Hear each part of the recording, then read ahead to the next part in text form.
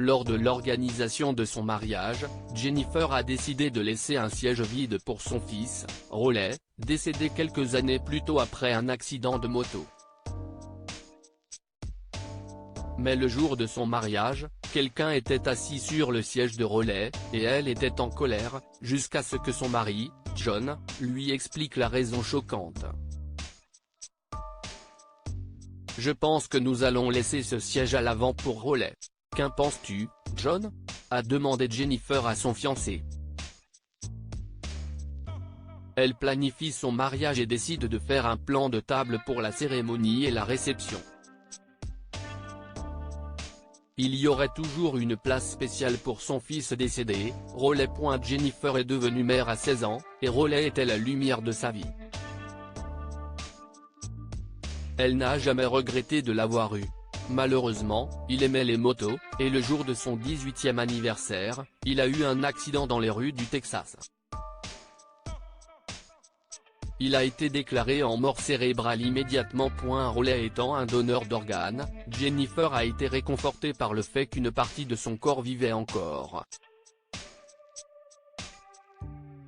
Son fils a réussi à sauver plusieurs personnes grâce à ses organes. Au cours de son deuil, Jennifer a rencontré John, qui l'a soutenu en toutes circonstances. Elle savait qu'il était l'homme idéal pour elle, et elle aurait aimé que Roley le rencontre. Elle pense souvent que Roley lui a envoyé John pour qu'elle ne soit plus seule. Jennifer a organisé son mariage 2 ans après la mort de Roley, et elle souhaitait toujours qu'il soit là.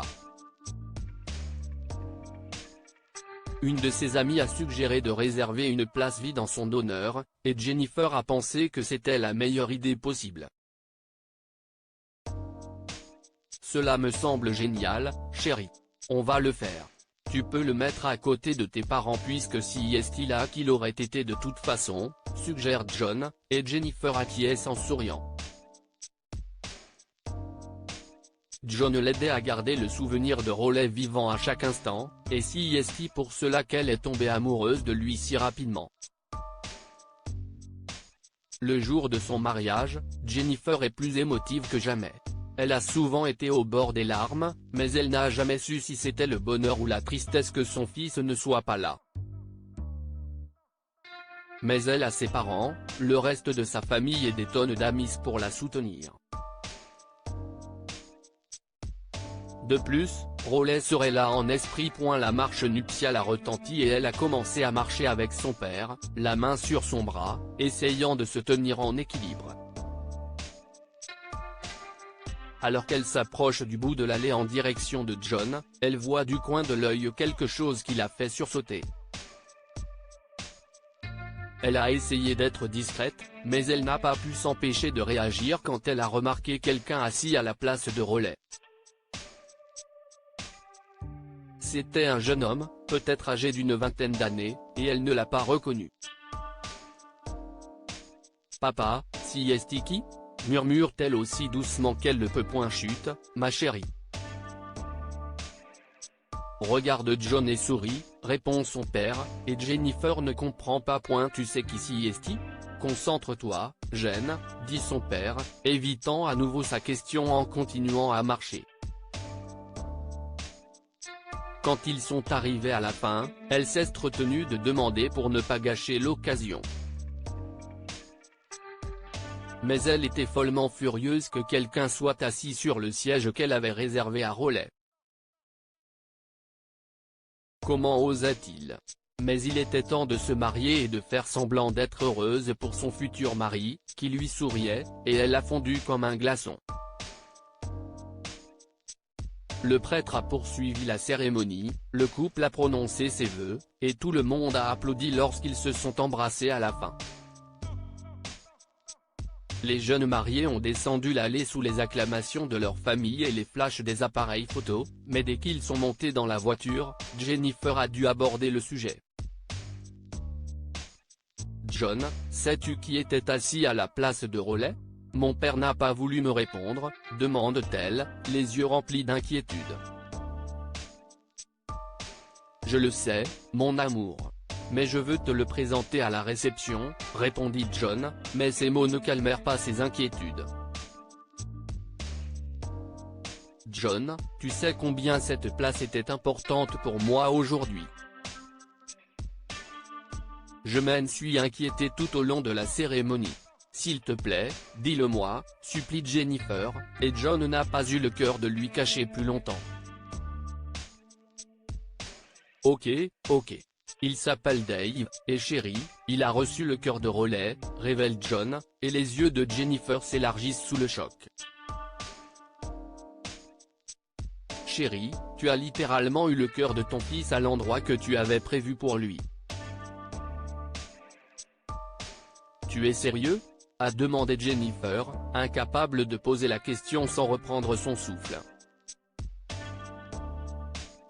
Oui, ma chérie. C'était ma surprise pour toi, et Dave meurt d'envie de te rencontrer.